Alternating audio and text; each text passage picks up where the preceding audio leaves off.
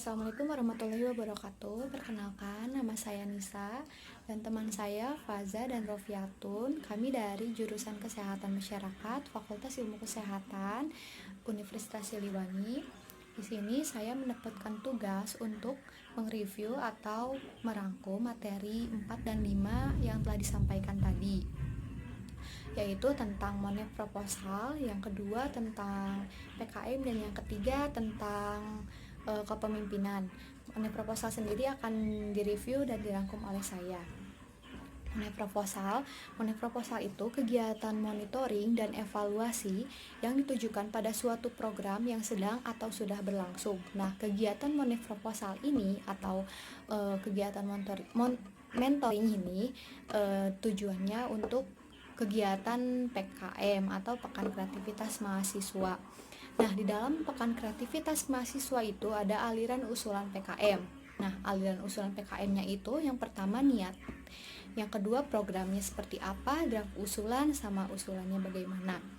Sebelum itu, kita ke Road to Pemnas 1 atau Pekan Ilmiah Mahasiswa Nasional. Yang pertama ada proposal, yang kedua ada evaluasi tahap 1, dan yang ketiga ada evaluasi tahap 2. Nah, di dalam proposal itu sendiri terdapat ide-ide atau inspirasi yang baru. Di dalam evaluasi tahap 2 itu ada administrasi sama bidang PKM.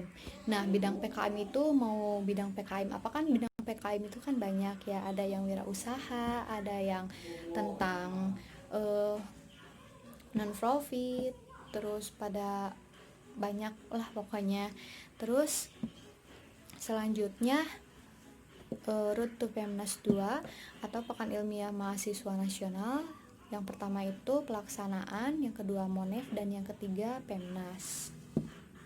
Selanjutnya review administrasi. Review administrasi itu yang pertama harus tahu sumber inspirasinya bagaimana, titik bidik kegiatannya itu bagaimana, terus titik tantangannya bagaimana, susah atau tidak, dan yang terakhir keunikan dan manfaatnya itu bagaimana. Dan juga logbook atau catatan kegiatan dan data. Yang pertama itu progres, yang kedua cek nalar, dan yang ketiga dampaknya bagaimana. Nah, di dalam PKM itu sendiri kan ada nama-nama atau jenis-jenis PKM. Nah, yang pertama itu PKMK atau Pekan Kreativitas Mahasiswa Kewirausahaan. Di situ kan namanya juga kewirausahaan, pastilah sangkut pautnya dengan jualan, tapi dengan sekreatif mungkin. Terus yang kedua PKMM atau solusi kepekatan bagi kelompok non-profit. Yang ketiga ada PKMT atau solusi ilmiah bagi kelompok profit dan fokus pada omset. Yang ketiga ada PKMKC yaitu konstruksi kerlip nalar. Dan yang terakhir ada PKMP, mengungkapkan fakta secara ilmiah. Selanjutnya akan dibahas oleh teman saya tentang PKMK itu bagaimana, PKMM itu bagaimana. Menjelaskan tentang PKM, bagaimana itu PKMK, PKMM, PKMT, PKMKC, dan PKMP. Yang pertama itu PKMK. PKMK bertujuan untuk menumbuhkan pemahaman dan keterampilan mahasiswa dalam menghasilkan komoditas unik serta merintis kewirausahaan yang berorientasi pada profit. Pelaku utama PKMK yaitu mahasiswa, sementara pihak lainnya hanya sebagai faktor pendukung. Selanjutnya PKMM. PKMM bertujuan untuk menumbuhkan empati dan respon mahasiswa atas persoalan yang dihadapi masyarakat yang tidak berorientasi pada profit. Pada prinsipnya, PKMM meliputi yang pertama pembentukan wirausaha baru, dan yang kedua meningkatkan kualitas kehidupan masyarakat atau lingkungan. Selanjutnya PKMT. PKMT merupakan respon persoalan prioritas yang disampaikan calon mitra.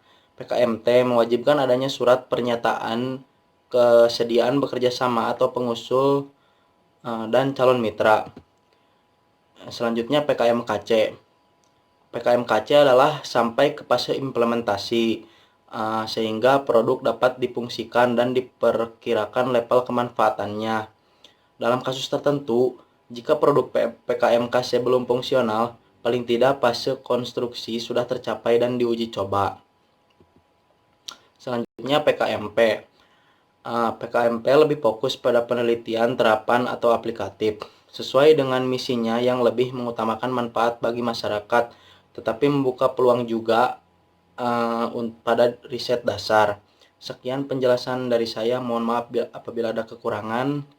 Selanjutnya akan dilanjutkan oleh teman saya, yaitu tentang materi kepemimpinan. Dan kita lanjutkan ke materi berikutnya, yaitu pengembangan leadership dan entrepreneurship. Ini adalah latar belakangnya, yaitu yang pertama, rendahnya rasio wirausaha di Indonesia, kemudian yang kedua, semakin tinggi pendidikan, semakin rendah animo berwirausaha. Selanjutnya, ada definisi kepemimpinan. Kepemimpinan adalah kemampuan mempengaruhi kelompok, seperti tim, staf, karyawan, atau semua stakeholders menuju tercapainya suatu tujuan. Selanjutnya, ada teori kepemimpinan awal. Teori kepemimpinan awal berfokus pada pemimpin atau teori karakteristik dan cara pemimpin berinteraksi dengan anggota kelompok atau teori perilaku. Kemudian, ada pendekatan kepemimpinan model terkini. Nah, di sini ada 3 model, yaitu yang pertama, kepemimpinan transformasional transaksional. Pemimpin transaksional yaitu pemimpin yang membimbing atau memotivasi pengikutnya menuju sasaran yang ditetapkan dengan memperjelas atau persyaratan tugas. Sedangkan pemimpin transformasional yaitu pemimpin yang memberi inspirasi untuk bertindak melebihi kepentingan pribadi demi organisasi. Kemudian yang kedua, model kepemimpinan karismatis visioner. Pemimpin karismatis yaitu pemimpin yang antusias dan percaya diri yang kepribadian dan tindakannya mempengaruhi orang untuk berperilaku dengan cara tertentu. Sedangkan pemimpin visioner yaitu pemimpin yang melampaui karisma karena kemampuannya menciptakan dan menyatakan visi secara realistis dan layak dipercaya. Kemudian yang terakhir ada Kemudian ada teori perilaku. Nah, di sini ada 3 gaya. Yang pertama yaitu gaya demokratis, yang kedua gaya autokratis, dan yang ketiga gaya demokratis melibatkan bawahan, delegasi wewenang, serta mendorong partisipasi. Sedangkan gaya autokratis mendiktekan metode kerja, membatasi partisipasi. Nah, selanjutnya, gaya laissez-faire memberikan kebebasan pada kelompok untuk membuat keputusan. Selanjutnya, ada karakteristik wirausaha yang meliputi visioner dan percaya diri, kompeten, senang bergaul, respect dan antusias, integritas, bahagia, dan berlimpah secara mental. Selanjutnya, berpikir kreatif dalam berwirausaha. Banyak pakar mengatakan hal yang sama bahwa kreatif merupakan syarat utama seorang entrepreneur. Kita sering terjebak dalam pemikiran bahwa hanya mereka yang berdarah seni adalah orang-orang kreatif. Kreatif sendiri dalam KBBI diartikan sebagai memiliki daya cipta dan memiliki kemampuan untuk menciptakan. Nah, lalu bagaimana sih cara memanage waktu yang baik? Di sini ada beberapa cara. Yang pertama yaitu, buatlah daftar dan tentukan prioritas sasaran mingguan.